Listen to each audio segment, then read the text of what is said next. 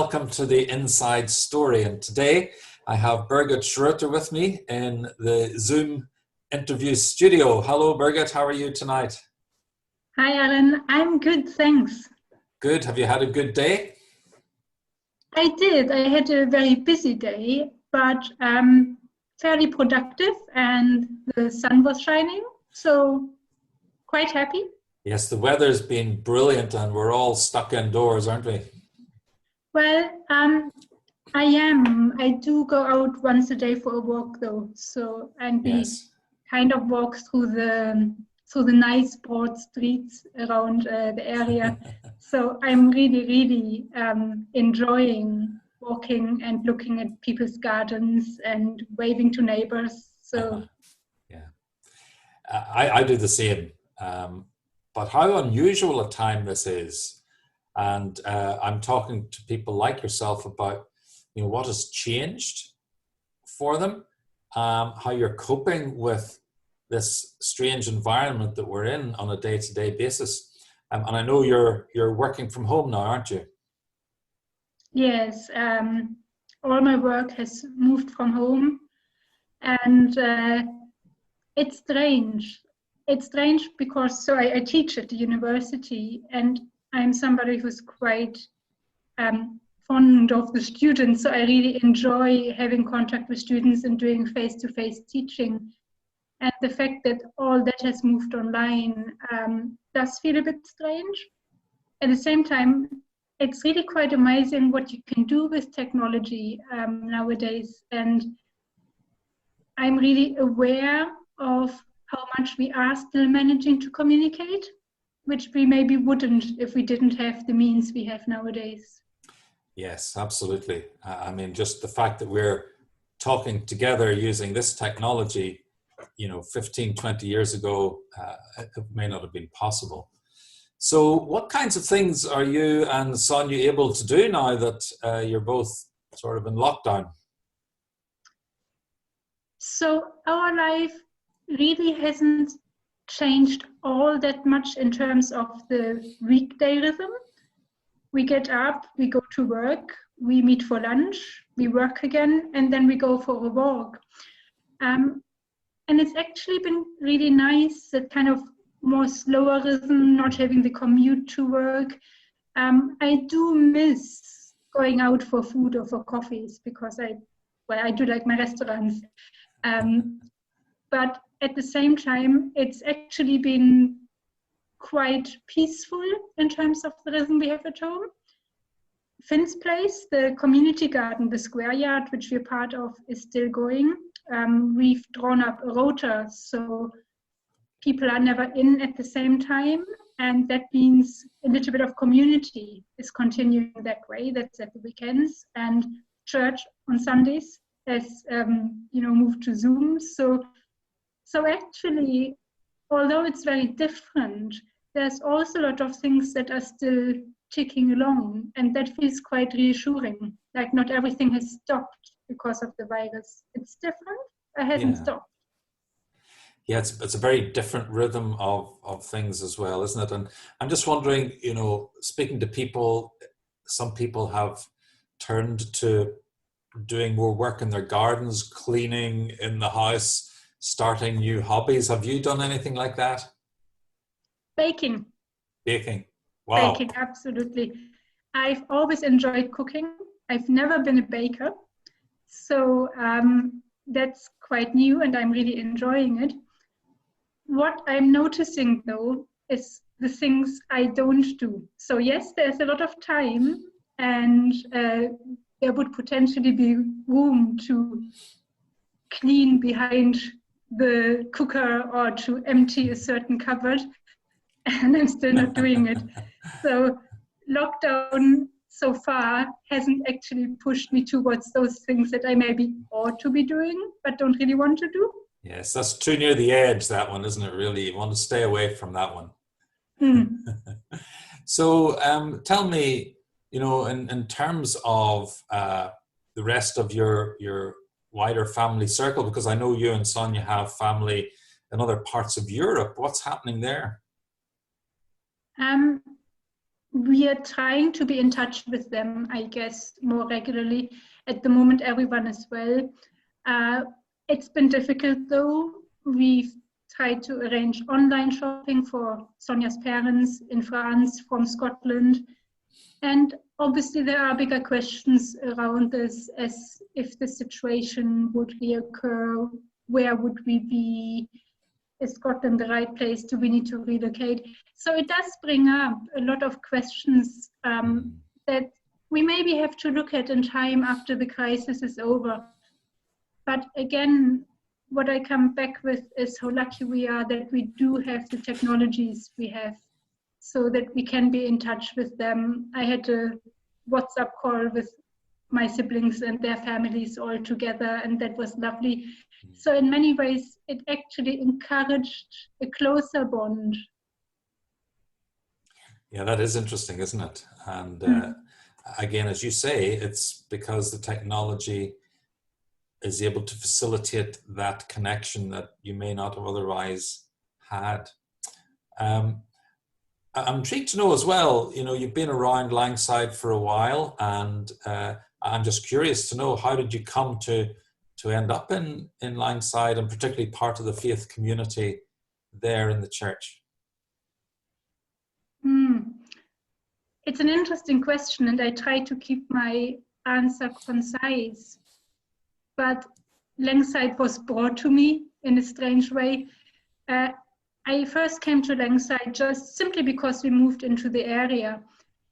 At the time we moved, I had taken a distance from church.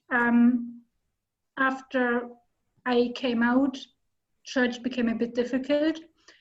I didn't really find a place where I thought I was really welcome, rather than, you know, kind of tolerated.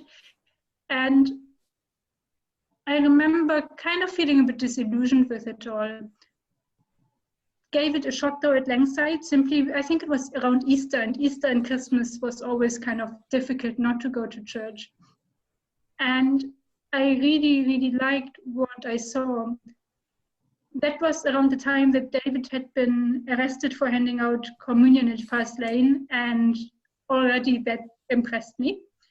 I really liked the sermons. My dad was a minister, and I'm quite a sermon snob. So if a sermon doesn't challenge me or doesn't make me step back and reevaluate what I was thinking, then I get a bit bored with it sometimes.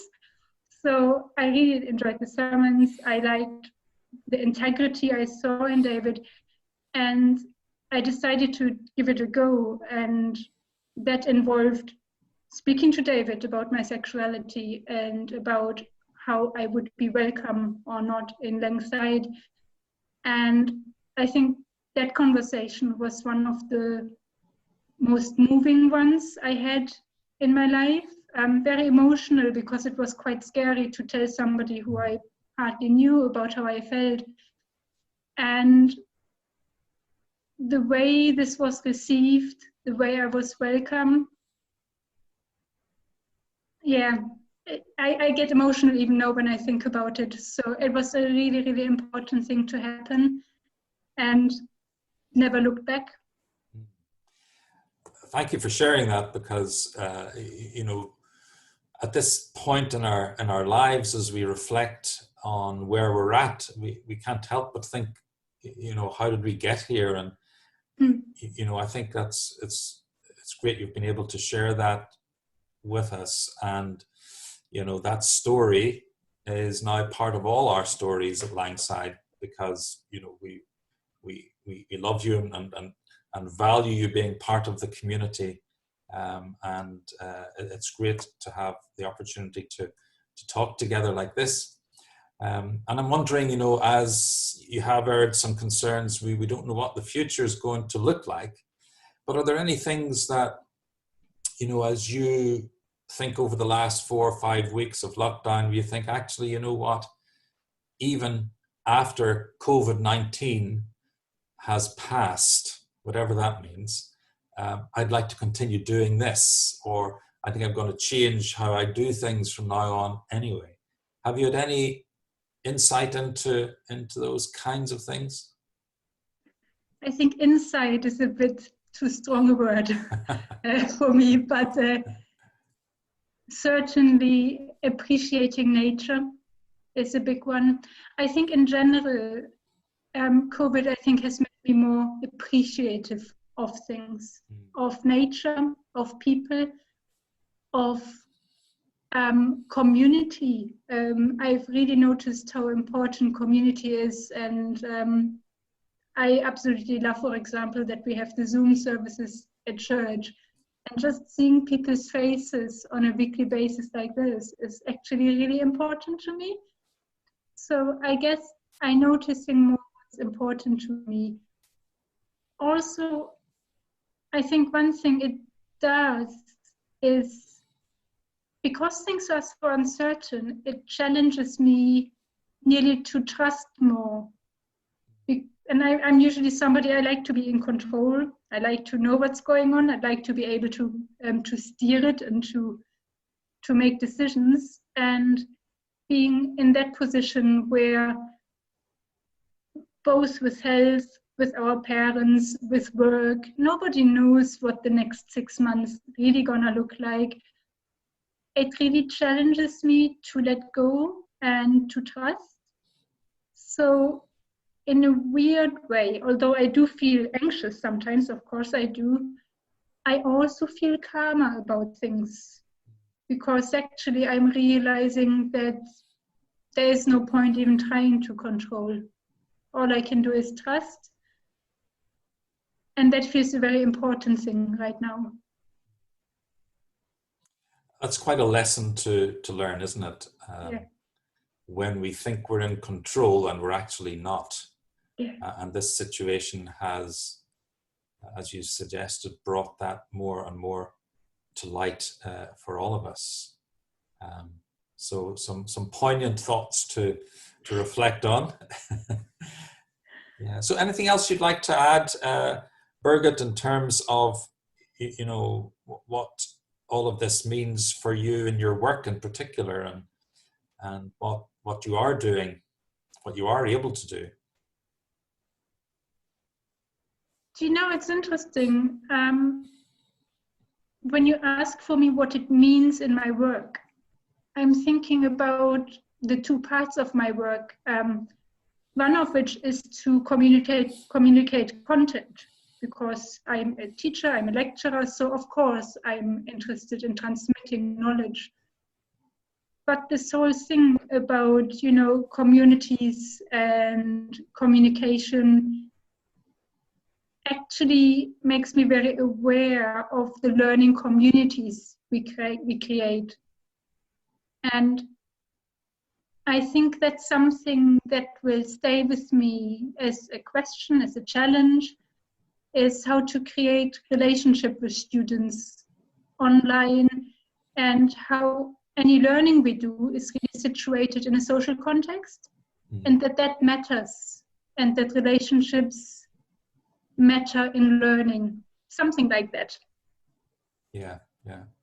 And that's a great thought to take away, and to think about how, regardless of what our role is at this point in time with regards to our work or families or neighbors or friends, you know, the whole idea of relationship, where does that sit? Where does that land right now? And how does all that's going on around us impact on that? Listen, Birgit, it's been great to have a chat and to give us some a glimpse into the inside story of your life at this time, and wish you well and take care, and thank you very much indeed. Thank you, Alan. It was lovely to speak to you. Thank you. Good night. Night.